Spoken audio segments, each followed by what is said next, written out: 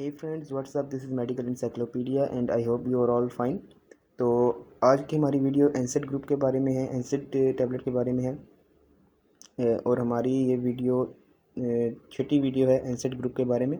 तो आज जिस हम कैप्सूल्स के बारे में बात करेंगे उसका नाम है सेलबैक्स और इसकी जो कंपोजिशन होती है वो होती है सेलिकॉक्सिब। और जो इसकी प्राइस है वो है 330, यानी कि इसकी एक पैक की प्राइस है 330 है। और इसमें जो मिलीग्राम है वो है 50 मिलीग्राम में आती है, ये 100 मिलीग्राम में आती है, 200 मिलीग्राम में आती है और 400 मिलीग्राम में आती है। और इसकी जो डोजेज है वो हम आगे चल के बात करेंगे, क्योंकि इसकी जो यूजेस हैं वो सारी यूजेस बताने के बाद ही आपको डोजेज की समझ आएगी कि किस किस एक टाइम आपको कौन कौन सी कितनी गोली लेनी है और कैसे लेनी है। लेकिन बेहतर आपको डॉक्टर ही बताएगा आपके सिचुएशन को देखकर। जी, तो यूजेस में इसका जो पहला यूज़ है वो है एनकाइलोजिंग स्पॉन्डाइलेटिस। ये एक ऑर्थराइटिस होता है जो कि स्पाइनल कॉर्ड का ऑर्थराइटिस होता है, यानी कि स्पाइन में ये जॉइंट, स्पाइन के जो जॉइंट्स होते हैं उसमें स्वेलिंग हो जाती है। तो उसके लिए भी आप सेल्वेक्स कैप्सूल का इस्तेमाल कर सकते हैं। ऑस्टियोआर्थराइटिस है जो कि एज के हिसाब से होता रहता है ऑर्थराइटिस लोगों में, तो उसके लिए भी आप सेल्वेक्स कैप्सूल का इस्तेमाल कर सकते हैं। रूमेटॉइड ऑर्थराइटिस है जो होता है, ये भी ऑर्थराइटिस की किस्म होती है। इसमें भी अलग अलग जॉइंट्स जो होते हैं जिसमें उसमें पेन होता है, स्वेलिंग हो जाती है, तो उसमें भी आप सेल्वेक्स कैप्सूल का इस्तेमाल कर सकते हैं।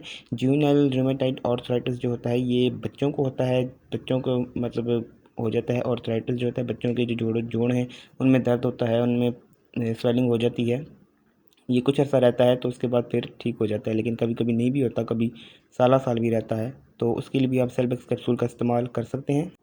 उसके बाद आता है एक्यूट पेन, यानी कि आपको शदीद दर्द हो तो उसमें भी आप सेल्वेक्स कैप्सूल का इस्तेमाल कर सकते हैं। डिस्मेनोरिया है यानी कि पीरियड पेन है, उसमें भी आप सेल्वेक्स कैप्सूल का इस्तेमाल कर सकते हैं। उसके बाद मेंस्ट्रुअल क्रैम्प्स, ये भी डिस्मेनोरिया ही होता है, इसमें भी पीरियड पेन ही को कहते हैं ये, तो उसमें भी आप सेल्वेक्स कैप्सूल का इस्तेमाल कर सकते हैं। उसके बाद है माइग्रेन यानी कि दर्द शकीका आधे सर का दर्द, तो उसमें भी आप सेल्वेक्स कैप्सूल का इस्तेमाल कर सकते हैं। लेकिन बेहतर जो है एडवाइस वो आपको डॉक्टर करेगा कि कैसे इस्तेमाल करनी है ये कैप्सूल, ठीक है। तो आगे चल के हम इसकी डोजेज की बात करते हैं। आगे है इसकी डोजेज। तो एक्यूट पेन में यानी कि शदीद दर्द में आप सेल्वेक्स की 200 मिलीग्राम की जो कैप्सूल है वो सुबह शाम इस्तेमाल करेंगे। उसके बाद है एनकाइलोजिंग स्पॉन्डाइलाइटिस में आप 200 मिलीग्राम का जो कैप्सूल है वो ओडी इस्तेमाल करेंगे, यानी कि दिन में एक, और जो 100 मिलीग्राम की है वो बीडी में इस्तेमाल करेंगे, यानी कि सुबह शाम। उसके बाद रूमेटॉइड एंड ज्यूवेनाइल ऑर्थराइटिस जो है, जितने भी ऑर्थराइटिस हैं ये रूमेटॉइड भी और ऑस्टियो भी और ज्यूवेनाइल भी, तो उसमें भी आप 100 से 200 मिलीग्राम की जो कैप्सूल है वो सुबह शाम इस्तेमाल करेंगे, यानी कि बीडी में इस्तेमाल करेंगे। उसके बाद माइग्रेन है, यानी कि माइग्रेन की जो बीमारी है उसमें डॉक्टर आपकी डोज सेट करेगा। वैसे तो यूजुअली डोज इसकी 120 मिलीग्राम होती है, ओडी में होती है माइग्रेन की डोजेज। तो ये सारी इसकी डोजेज थी। बाकी जो बेहतर डोजेज है वो आपको डॉक्टर बताएगा आपकी सिचुएशन के हिसाब से, आपकी डाइट के हिसाब से, आपकी एज के हिसाब से, आपके वेट के हिसाब से, तो वो बेहतर डॉक्टर आपको बताएगा। लेकिन जो मेन है वो मैं आपको बता रहा हूँ। उसके बाद इसके साइड इफ़ेक्ट आते हैं। तो साइड इफ़ेक्ट में जो इसका पहला साइड इफ़ेक्ट है वो है वेट गेन, यानी कि आपका वज़न बढ़ सकता है सेल्वेक्स कैप्सूल का इस्तेमाल करने से।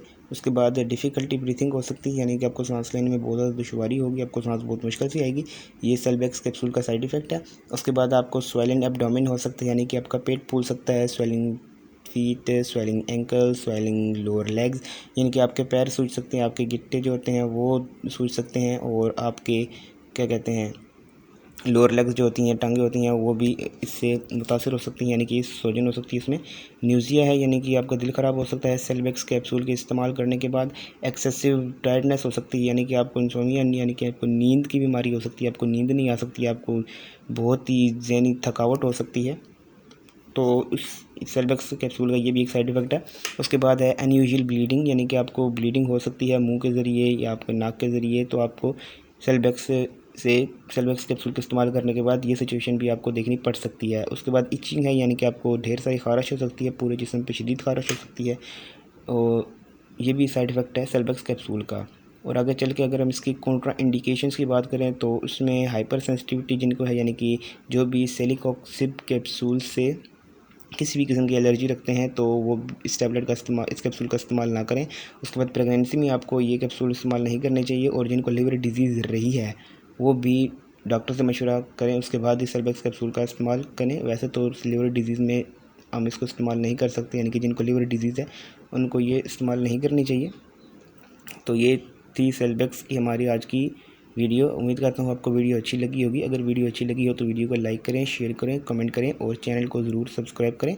क्योंकि ये हमारी एनसेट की 6ठी वीडियो थी, तो इसलिए हम एनसेट ग्रुप को कवर कर रहे हैं।